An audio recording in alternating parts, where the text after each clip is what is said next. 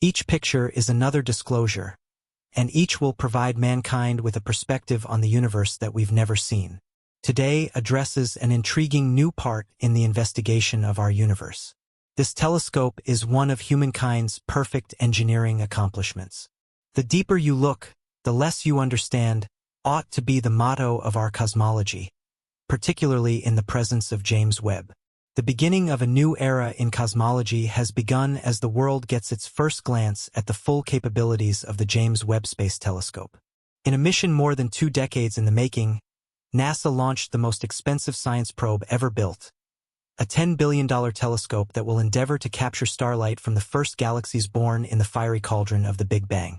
Despite encountering various delays, the Webb telescope has finally delivered the goods. However, the latest images captured by the Webb telescope are sending shockwaves through the scientific community, as they call our entire understanding of galaxy formation into question. Suddenly, we realize that we may need to rewrite all the textbooks about the beginning of the universe. Join us as we dive into Webb's newest images, hinting at another universe at the edge of the observable cosmos. The generally accepted understanding of the universe is this: around 13.8 billion years ago, the Big Bang occurred. In its initial seconds, the laws of physics as we understand them didn't apply. Everything that would eventually become matter burst forth in a matter of seconds. First particles like electrons and photons, and finally neutrons and protons, the building blocks of our atoms. Early seeds of stars, planets, and galaxies expanded out from that pivotal moment, and space itself spread, so that the universe became highly uniform on a colossal scale. On this scale, uniformity implies that things inside the universe are relatively evenly distributed. If you were to place a cube around one part of the universe, it wouldn't be much denser than another random part.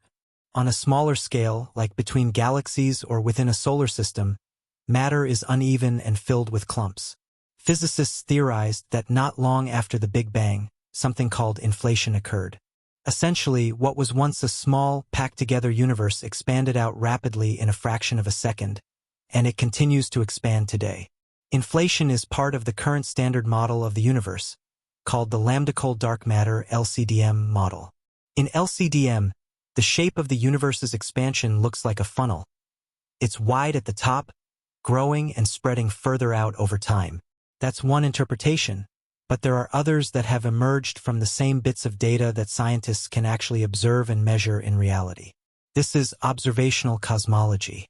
The real data is crucial if scientists are to use models to make accurate predictions about the future of our universe. Theoretical astronomy is about logical inferences formed by the few things we do know for sure. Something called the cosmic microwave background (CMB) contributes a big piece of that observable data. The CMB is made up of traces of radiation left over from an early stage of the universe. Radio telescopes can pick it up and then translate the waves into a heat map image of sorts. This image actually shows us how the contents of the universe were distributed around 400,000 years after the Big Bang, the earliest observable snapshot of a universe without stars, solar systems, and galaxies. Everything was closer together and nearly uniform, except for tiny fluctuations that became the matter-forming stars and galaxies. This image serves as evidence that the universe started packed together and has expanded to where it is today.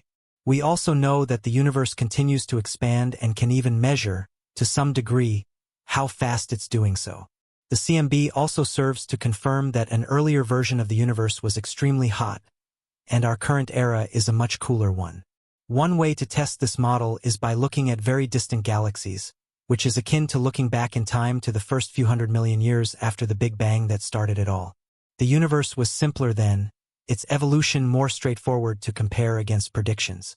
Astronomers first tried to see the earliest structures of the universe using the Hubble telescope in 1995. Over 10 days, Hubble captured 342 exposures of an empty-looking patch of space in the Big Dipper. Astronomers were astonished by the abundance hiding in the inky dark. Hubble could see thousands of galaxies at different distances and stages of development, extending back to much earlier times than anyone expected. Hubble would go on to discover some truly distant galaxies. In 2016, astronomers found its most distant one, called GNZ 11, a faint smear that they dated to 400 million years after the Big Bang. That was surprisingly early for a galaxy, yet it didn't cast doubt on the LCDM model, partly because the galaxy is tiny with only 1% of the Milky Way's mass, and partly because it stood alone. However, when the James Webb Space Telescope came along, our narrative of the universe was thrown into chaos. NASA's $10 billion bet, in full operation since summer 2022, has shown that galaxies formed much sooner after the Big Bang than scientists previously thought, and that some of them are unexpectedly large, teeming with stars. These findings have thrown the entire academic community into a new reality in which their current theories no longer apply. The earliest and most massive galaxies observed by James Webb appear to contradict the prevailing thinking in cosmology. That's because various researchers estimate that each galaxy is seen between 350 to 500 million years after the Big Bang, yet these galaxies are estimated to be more than 10 billion times as massive as our Sun. One of the galaxies even appears to be more massive than the Milky Way, despite the fact that our own galaxy had billions of additional years to form and grow. This means that if the estimates are correct, we are in uncharted territory, which will require something very new about galaxy formation or a modification to cosmology. One of the most extreme possibilities is simply that the universe was expanding faster shortly after the Big Bang than we expected, which could require new forces and particles. Since we believe we understand how gas, that is, baryonic matter, falls onto these early galaxies and how star formation feeds back and prevents future gas from falling in, there's a limit to how fast material can accumulate onto these objects. Although certain physical conditions can temporarily lead to an object overcoming that limit, it shouldn't be sustainable over such long-lasting scales. Indeed, we typically see a maximum of 10% of gas converted into stars. However, for galaxies to form so quickly at such a size, they would also need to be converting nearly 100% of their available gas into stars. While 100% conversion of gas into stars is theoretically at the edge of what is possible, it would require something to be very different from what we expect.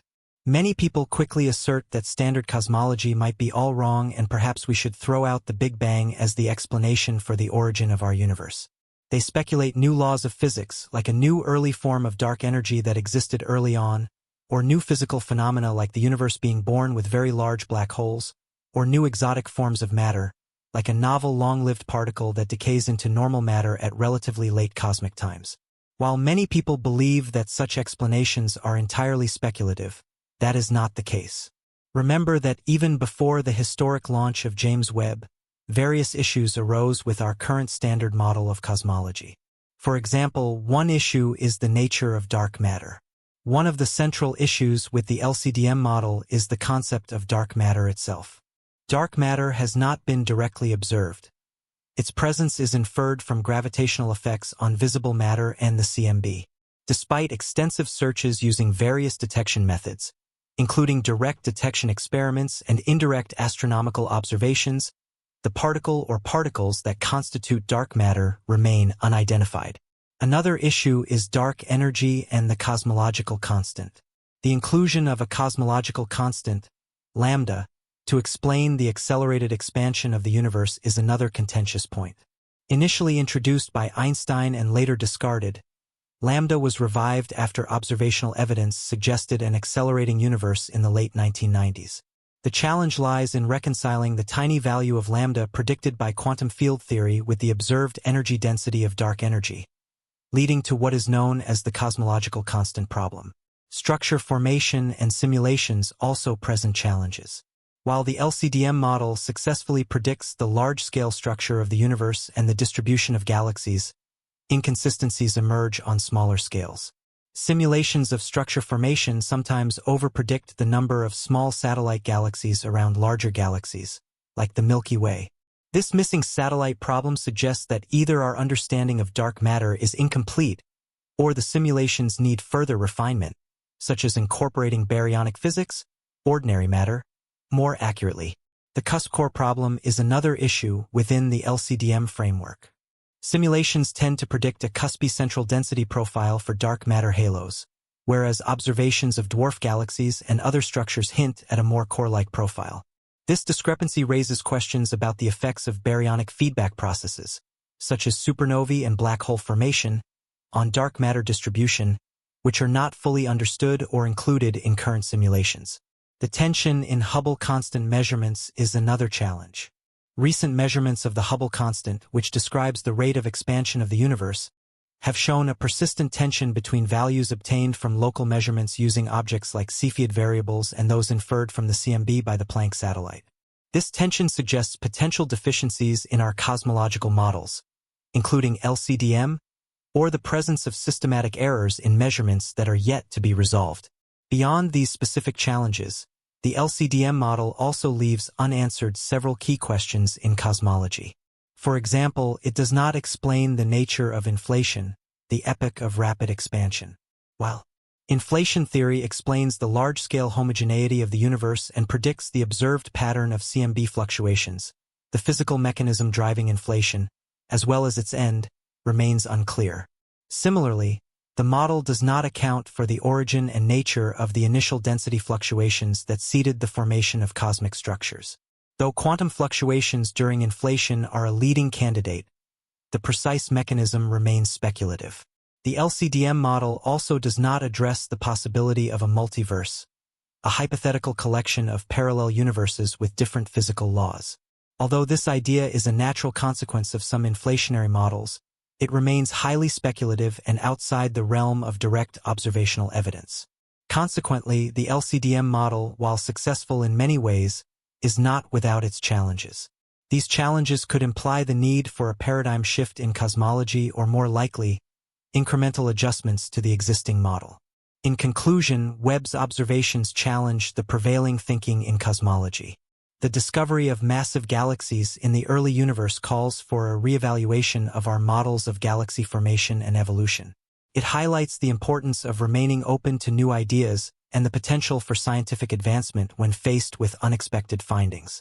The ongoing analysis of Webb's data and further observations will help determine whether these findings necessitate a significant revision of our understanding of the cosmos, or whether they can be reconciled within the existing framework with modifications.